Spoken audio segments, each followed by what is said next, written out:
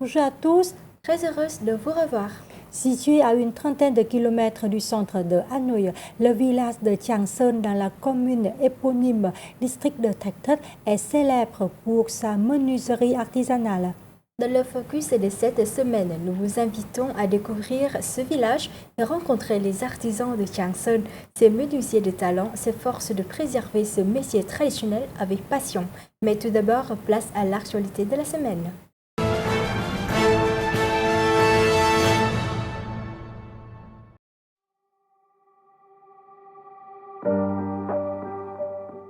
Des lignes ferroviaires urbaines sont actuellement mises en service à Hanoï et bientôt à Ho Chi Minh Ville.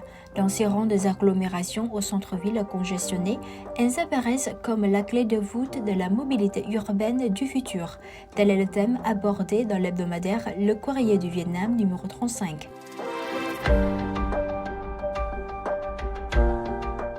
La mise en service depuis ces 3 ans de la ligne de métro urbain numéro 2 Cát Linh Hà Đông et celle de la partie aérienne de la ligne de métro Nhon Gare de Hanoï, tout récemment, ont affirmé le rôle du chemin de fer urbain qui est considéré comme les piles dorsales du réseau d'infrastructures de transport de toute ville développée à travers le monde. Les articles mettent l'accent sur la nécessité de diversifier les sources de financement en vue de favoriser le développement des lignes ferroviaires, dans le contexte où notre pays fait face à des conditions de prêts étrangers moins avantageuses qu'auparavant.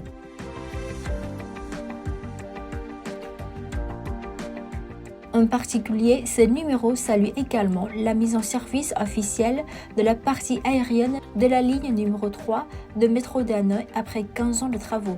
Il s'agit effectivement d'un élan pour les transports en commun dans la capitale, qui contribuera activement à faciliter la mobilité des habitants, tout en créant des conditions favorables à un développement socio-économique vert et durable. Les images des premiers passagers de tout âge, impatients d'emprunter cette ligne numéro 3, seront aussi reflétées à travers un photoreportage intéressant dans ce numéro 35. Pour plus d'informations, procurez-vous l'hebdomadaire Le Courrier du Vietnam ou visitez notre site web lecourrier.vn.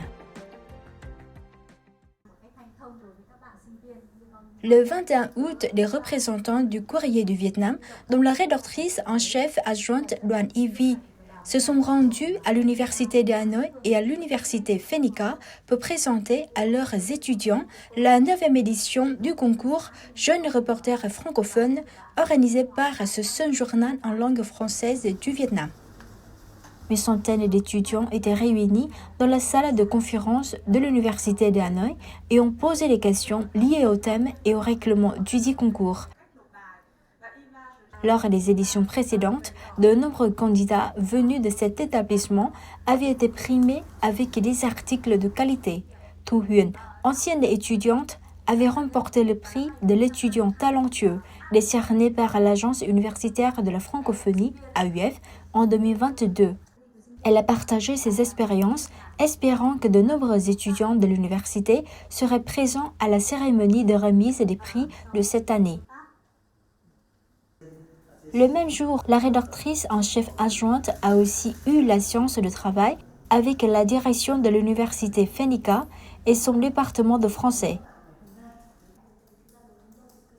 Les deux parties ont partagé le même espoir sur de prochaines opportunités de coopération en vue de propager l'amour pour la langue de Molière auprès des étudiants francophones de Phenica.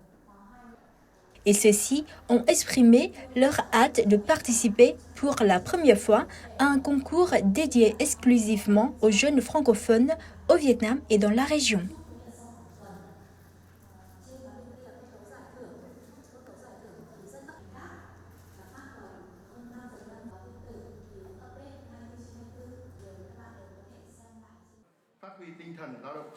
L'Université des sciences et des technologies de Hanoï, l'USTH, a organisé le 22 août la cérémonie de remise des diplômes de doctorat, de master et de licence pour la promotion 2024. L'événement a vu la participation du professeur Dr Chu Hoàng Hà, vice-président de l'Académie des sciences et des technologies du Vietnam, également président du conseil d'université de l'USTH. du professeur Jean-Marc Laveste, recteur principal, de la professeure Dr Đinh Thị Mai Thanh, rectrice de l'USDH, de responsables de faculté, 4 enseignants et de nouveaux docteurs agrégés et licenciés de l'établissement.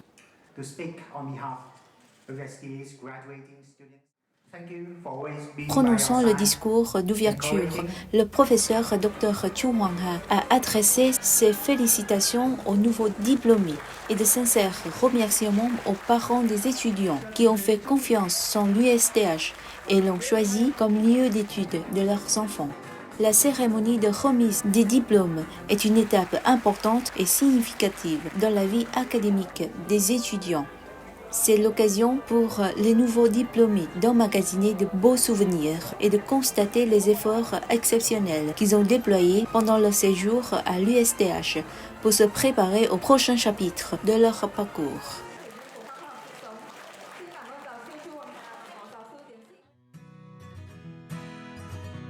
Le ministère national de la culture, des sports et du tourisme a récemment reconnu le feu Nam Dik, soupe de nouilles au bœuf de la province de Nam Dik, comme patrimoine culturel immatériel national.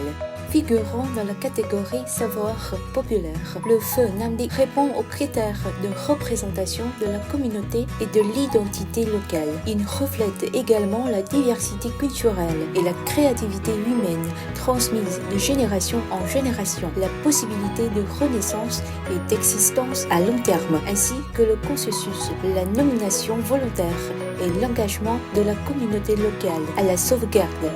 La province de Nam Dik est surnommée berceau du feu, spécialité gastronomique du pays appréciée au Vietnam et dans le monde entier. Cette reconnaissance constitue une étape cruciale vers la proposition du gouvernement à l'UNESCO visant à inclure le feu dans la liste représentative du patrimoine culturel immatériel de l'humanité.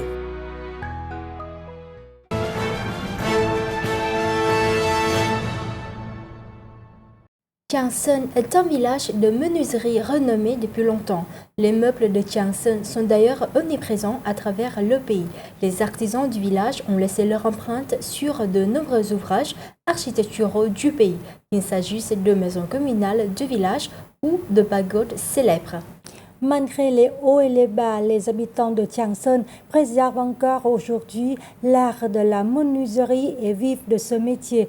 Jour après jour, ils donnent vie au bois. Ces œuvres démontrent non seulement le talent des artisans de Chiang Saen, mais également leur désir de conserver les valeurs culturelles pour les générations futures.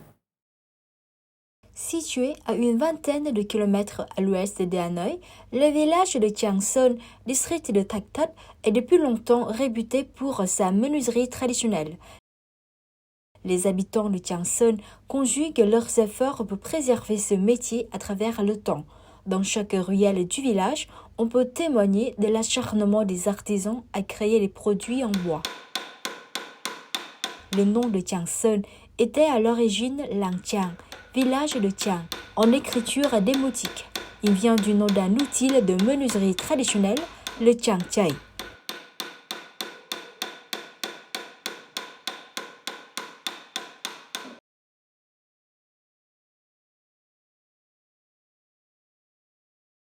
Personne ne sait depuis quand la menuiserie est pratiquée à Chiang Saen. Pourtant, le talent des artisans du village est incontestable et reconnu dans tout le pays. Selon la légende du village, les menuisiers de Chiang Saen ont été invités par le saint Tan Bien à fabriquer les ouvrages en bois des temples de la montagne de Ba Vy. Les menuisiers de Chiang Saen sont présents de longue date dans toutes les provinces du pays pour construire des maisons en bois et produire des meubles tels que des tables et des lits.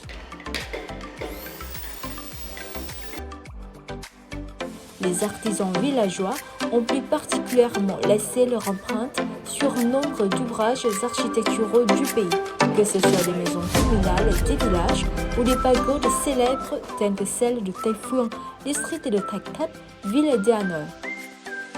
Plus de 70 statues dans cette pagode sont considérées comme des chefs-d'œuvre des beaux-arts du Vietnam et sont le fruit du travail des menuisiers de Chiang Saen. Particulièrement, les 18 statues d'Ara sont sculptées vivantes.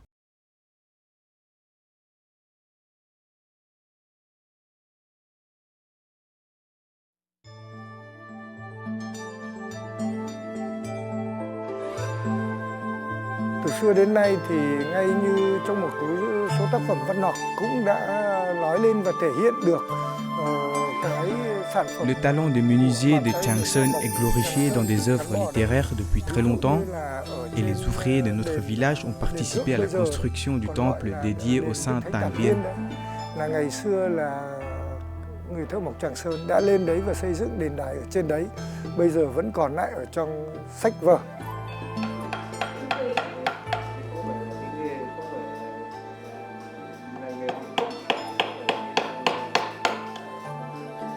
On dit souvent que les habitants de Changsun grandissent au son du ciselage.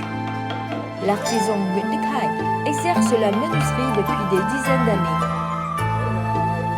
Il fait partie de la poignée d'artisans qui détiennent les secrets de la menuiserie traditionnelle, dont l'utilisation du ciseau changchai.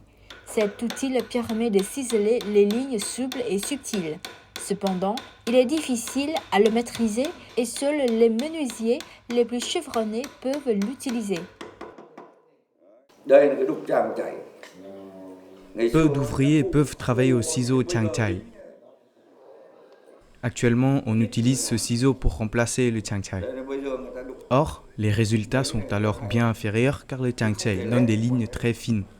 Actuellement, seulement 1 ou 2 ouvriers sur 1000 peuvent ciseler avec le changchai.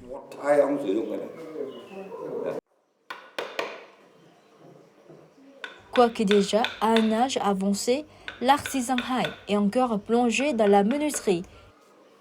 Il souhaite que les jeunes générations préservent le métier traditionnel du village.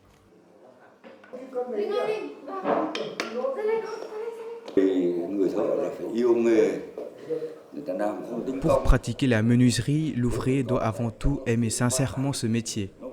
Être doté d'un certain sens esthétique est également nécessaire. Le menuisier doit dessiner les modèles pour réaliser ensuite les ciselages.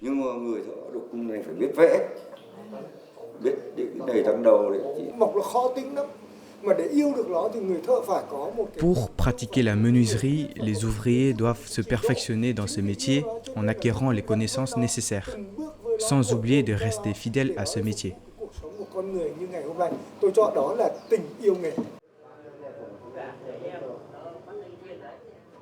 Plus on admire les produits ingénieux fabriqués par les menuisiers de Changsun, plus on respecte leur talent et leur passion pour ce métier traditionnel. À travers le produit, ils vénèrent la menuiserie des ancêtres et aspirent à préserver ses valeurs culturelles pour les générations futures.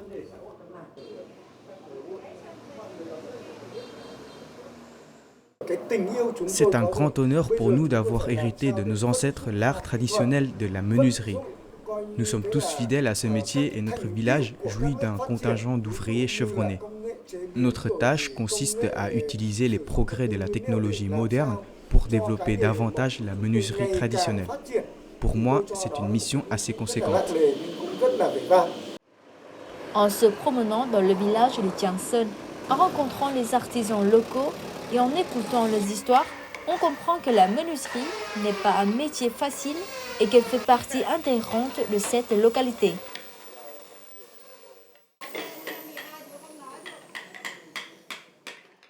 C'est la fin de cette édition Merci pour votre fidélité et à la semaine prochaine.